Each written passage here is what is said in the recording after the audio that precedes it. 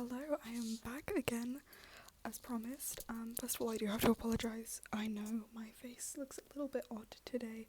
I had makeup on earlier. I went grocery shopping this morning, and when I came back, the thing is, I live up a ginormous hill, and so going to get groceries really isn't fun, lugging it back up that hill.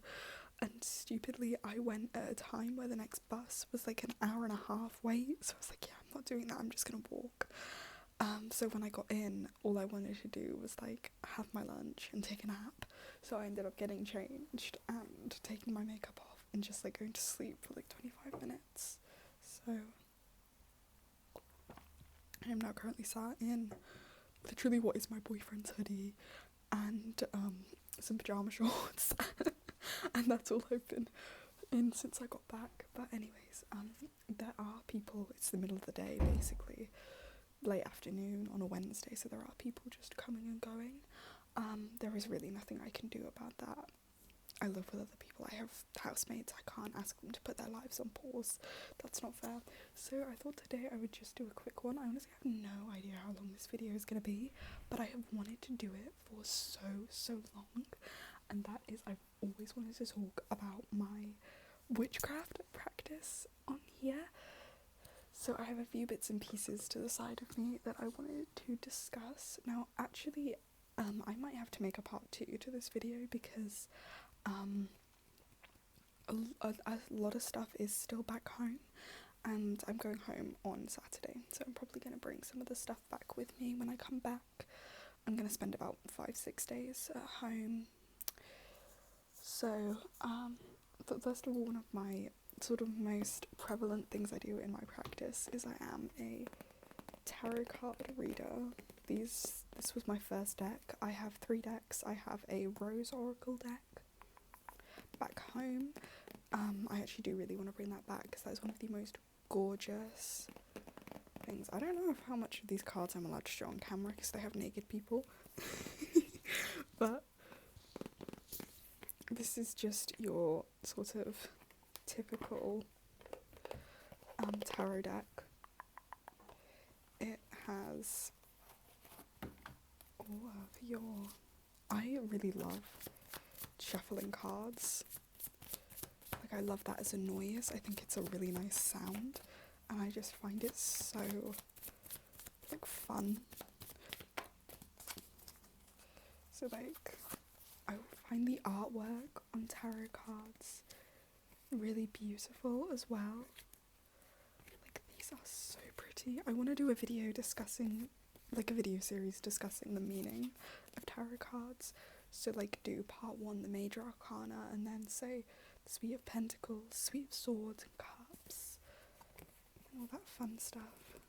So that is my normal deck. I've been working with this deck for 5 years now, actually. Oh, I've just dropped a card. No, I've been working with this deck for 5 years. I have been reading tarot for 2021 was the year I began to get into all of this more hippie, witchy woo-woo stuff, as I like to call it. I remember being 14, 13 when crystal jewellery became a trend among girls my age, and I became enamoured with crystals, and then that devolved into tarot cards, which devolved into zodiac signs, which then devolved into moon magic and nature magic, and then spell work and meditation and shadow work, and all of these different things that I do in my personal practice. There is also one disclaimer I need to give, actually, that I forgot to give. If there is anybody in these comments telling me to find Jesus, or that I'm going to hell, or whatever the hell you all want to say, you're just going to get blocked. I think it's really disrespectful, personally. I have my religious and spiritual practices. I'm allowed them. You can have yours. We can think different things. If it bothers you that much, there's the door. You're free to go. I know, like, 99% of you all I have had no issues with ever. You're very respectful, you're very nice. We're a small channel here, which honestly I prefer because I don't have to deal with that kind of weird nonsense, because you all are reasonable people. But I will just delete the comment and it will be ignored. You will not sway me or change my mind or shame me. I don't care. So don't bother. Don't even bother. Anyways, so where was I? So yeah, that's the first deck. The second deck I have is called the Rose Oracle. I don't actually have it with me. It is, I'll probably do a part 2 to this video actually. It is one of the most beautiful tarot decks I've ever seen in my life. It's focused very much on nature and feminine energy and messages from the divine, which personally I use that deck to specifically channel messages from my spirit guides, because I believe in guardian angels and that, like, I believe very heavily that our ancestors and the passed on relatives do watch us.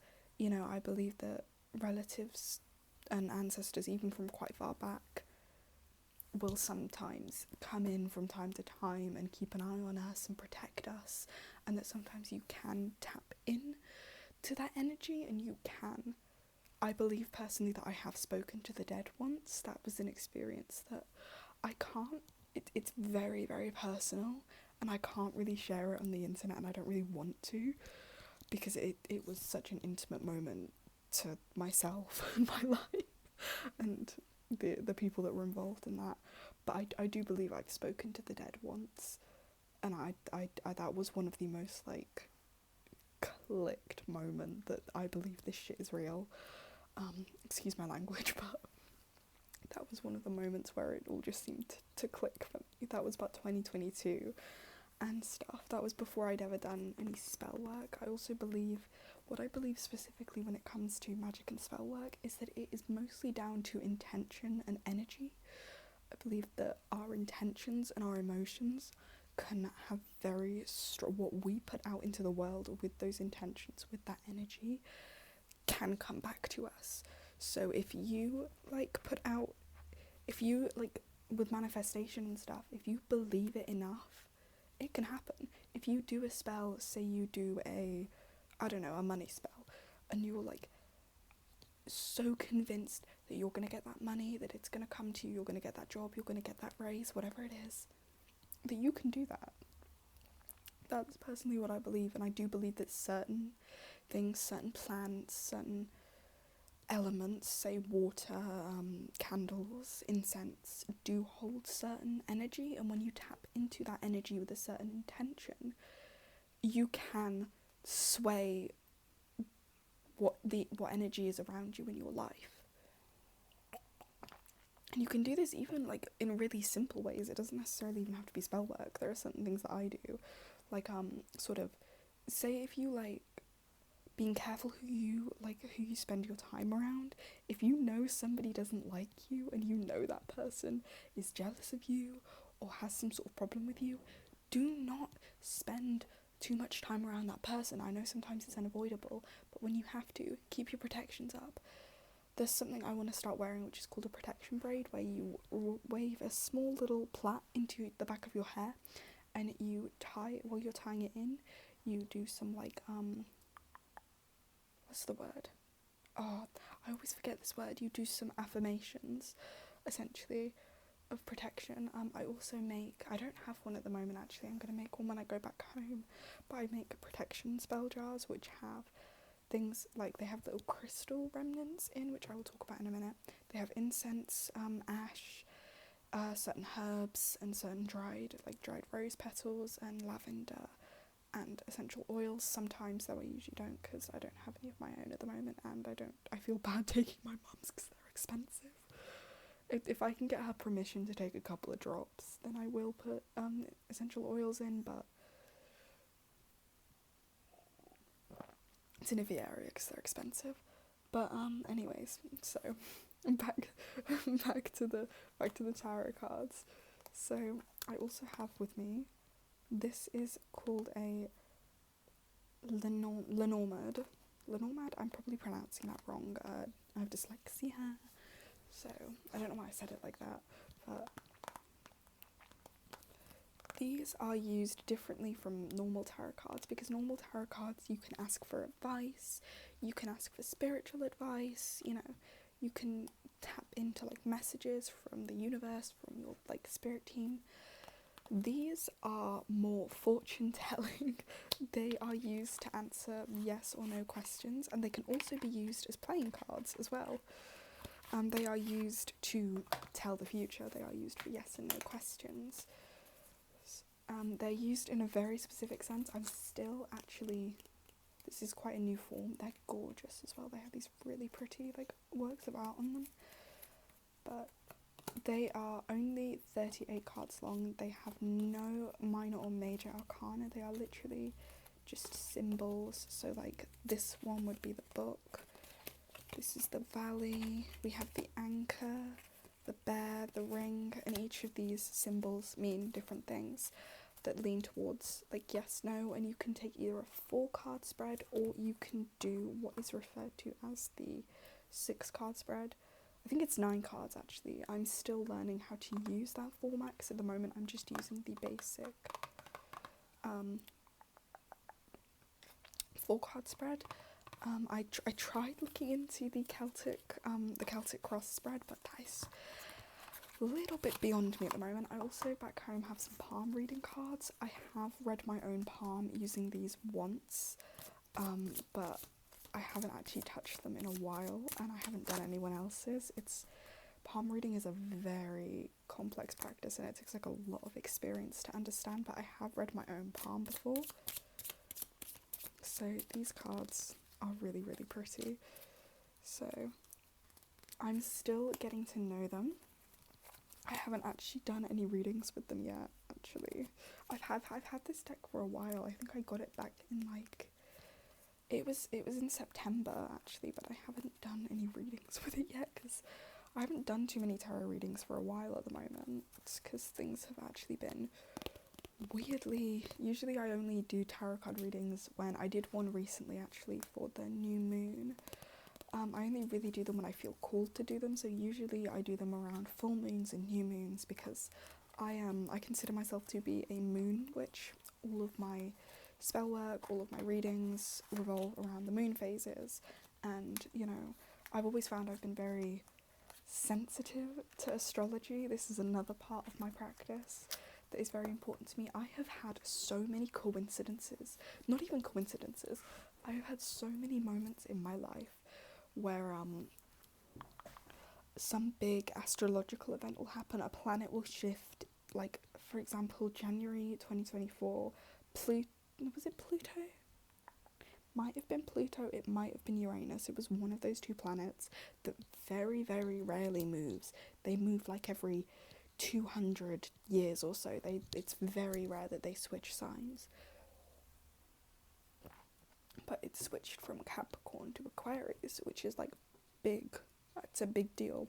And on this day something happened that literally changed the trajectory of my life. Like, without what happened that day, which I can't go into too much detail because it's very personal, but it really sucked at first. It was really bad, but then the chain of events it led to, the domino effect that it led to, I wouldn't be here, you know, I wouldn't be in university, I wouldn't have this, I wouldn't be doing this, you know. It changed the trajectory of my life, and I've had so many moments like that where these little things with like the planets and their movements and how they've affected me. There's just been too many coincidences for me not to believe in it. I'm not one of these people that will like, oh, I'm not going to talk to you because you're a Gemini, and I'm not going to talk to you because you're a Scorpio. No, because I think it's a lot more complicated than just what someone's sun or star sign is. It's the whole combination of the birth chart, and some people are more like sensitive to like astrology than other people are, I found. Me, for example, I'm a Cancer through and through.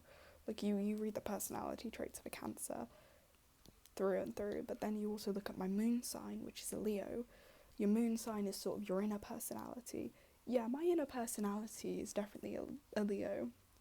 I'm weirdly,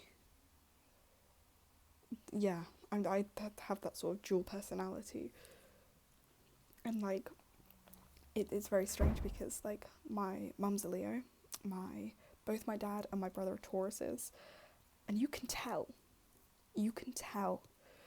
And yeah, it's quite interesting. I found that. So I believe quite strongly in that. I have actually, hold on a second. I have this calendar, which is a moon phases astrology calendar that my mother got me.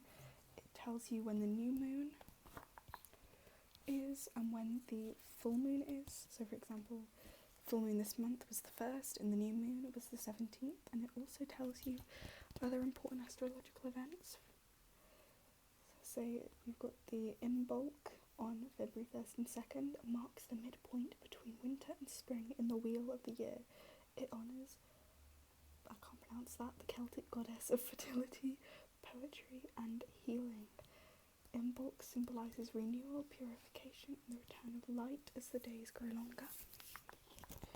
So it has all of these little moon phase things. It shows you when the half moon is, which actually was last night. It was very bright. Also, I apologise if you can hear the birds.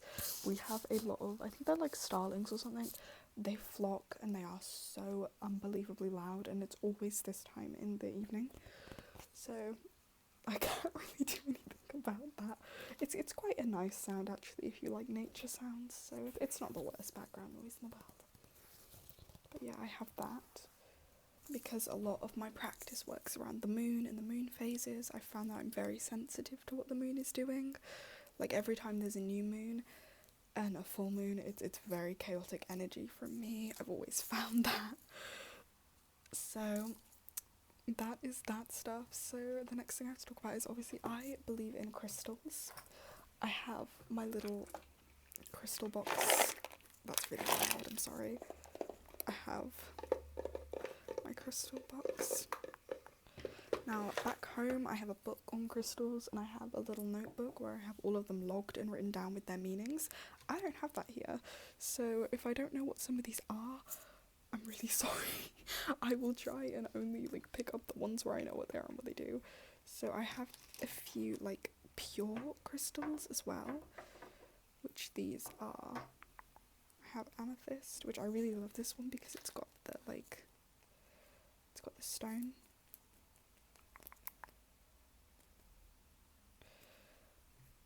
It's got the stone where it came from. I have pure rose quartz. Rose quartz is one of my favourite crystals. I own a lot of rose quartz things. I use it a lot in my spell work. So I have a thing of rose quartz, and of course there is the crystal of all crystals, clear quartz. Now obviously rose quartz and amethyst. Amethyst is bravery, it is anti-anxiety, it is protective. Rose quartz is love, it is good energy, it is self-love, it is joy. And clear quartz is the sort of main protection crystal. It is a charging crystal. It's much more of a neutral crystal. Take a shot. Oh dear. Sorry. Whoops. My downstairs neighbour is probably not very happy with me now. Sorry. Okay. Take a shot every time I say the word crystal. And I also have, I mostly keep this one for decoration, but this I got in when I went to Snowdonia last summer. I actually got it at Snowdon. It's a little thing of amethyst, raw amethyst with a little Welsh dragon. And I thought that was just the coolest. And they were selling all sorts of different like raw crystals with little like Welsh dragons, and I love dragons. I love a good dragon. And Wales is a very nice place. It's a very nice place. So I have this little dragon. So some other crystals that I have quite a few. Without tipping the box, I can sort of show you some of the ones. I have Tiger's Eye, which is a confidence stone. I have more rose quartz. I have opalite, which is a communication stone. It is a, I don't know the word for it. I have lapis lazuli here. This used to go on a necklace, but it broke. I have lapis lazuli, which is wisdom. I have, oh god, what's this called? Oh my god. remember what the name of this one is. It'll come to me. I have Goldstone, which is courage. Oh, that is going to really annoy me. What is that stone called? I can't remember. I have Delmonite Jasper somewhere, but I can't see it. I have red jasper. I have a really dark amethyst.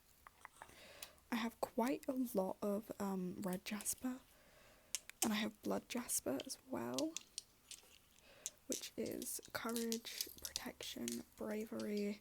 You're seeing a repeated pattern here. I have black obsidian as well, which is wisdom and courage. But I have a lot of these. I keep them by my bed, and sometimes it's just nice to sort of pick them up and hold them and sort of feel their weight in my palm. It's quite nice. They're quite cold as well. I charge them under a full moon. I've also been known to use incense, ash, and dried up rose petals, which back home I always really annoy my mother with this. She hates it, but we grow roses in the summertime, and I always take the petals and dry them and keep them in a little Ziploc bag, and my mum always hates it. But I will also use that, as well as moon water, which is water you leave out under the full moon. But those are my crystals. I will also use little small, what are called crystal remnants, which I don't know what that noise was. Which are things like these little beads. I don't know if you can see them. These little beads and things I will sometimes use in spell jars. But that is my crystals. That isn't actually all of them. I have some jewellery as well. I have this amethyst necklace, which is very good for ASMR purposes because it makes some very nice noises. It is very long as well. I wear this sometimes. Sometimes it's literally just nice to have this to just do this with. It makes a very nice noise, and it's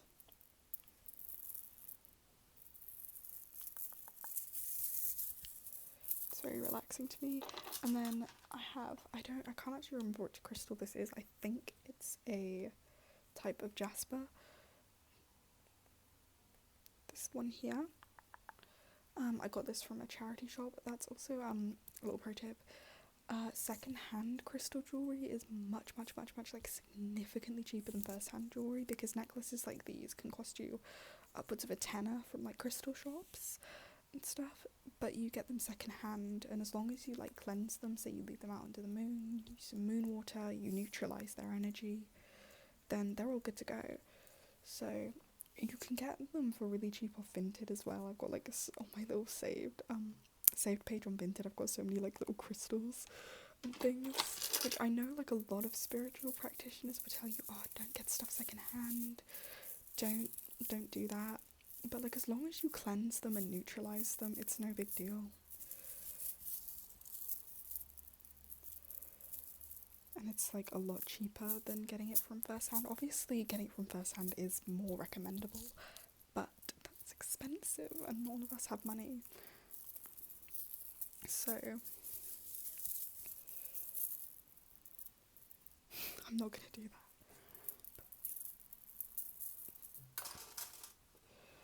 So then I have a couple of books as well. I've had this book for a while and I've used it for a few things, but this is the Little Book of Practical Magic, and inside it has, yep, isn't that amazing? It is quite awesome to have that like outside my window most evenings. How cool is that? That's all the birds. But it's very beautiful book as well. It's got all these like designs on and stuff. So it is a beginner's guide to crystals, auras, horoscopes and spells. This was really useful, especially in understanding astrological things. It has some really useful advice on that.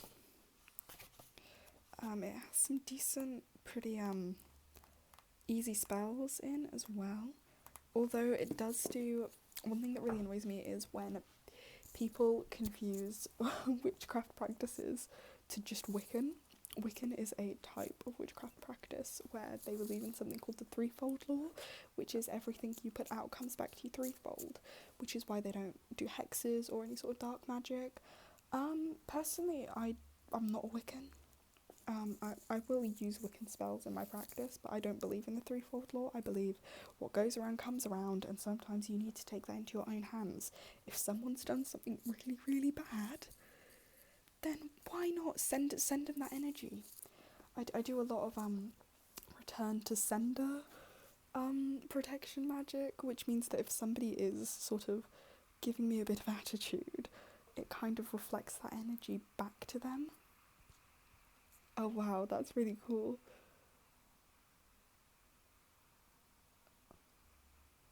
It's a murmuration. That is one of the coolest things about living here, is that they do that. We get those. So, I personally don't believe in that. Have I done hexes before? I can't confirm nor deny that allegation. No, I'd only use that kind of magic if somebody had done something really, really bad. Because it can get, if you don't know what you're doing, it can get out of hand very quickly, and I don't think I'm experienced enough as a witch to really handle that energy. I do a lot of protection magic, which is always a good place to start, they say, and I do a lot of sort of bringing energies in and that kind of stuff. I don't really do. Maybe one day when I'm a little bit more experienced, I'll venture more into that, but I don't really do it. Have I tried it once or twice? You tell me.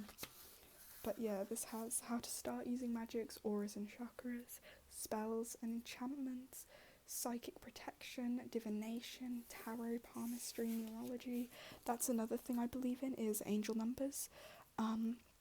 So that's things like if you see repeated numbers like 111, 222, those kinds of numbers, that they have meaning, and often if you see them a lot, and if you see them by chance, not like, say, you're stopping the microwave on 1 minute and 11 seconds, no.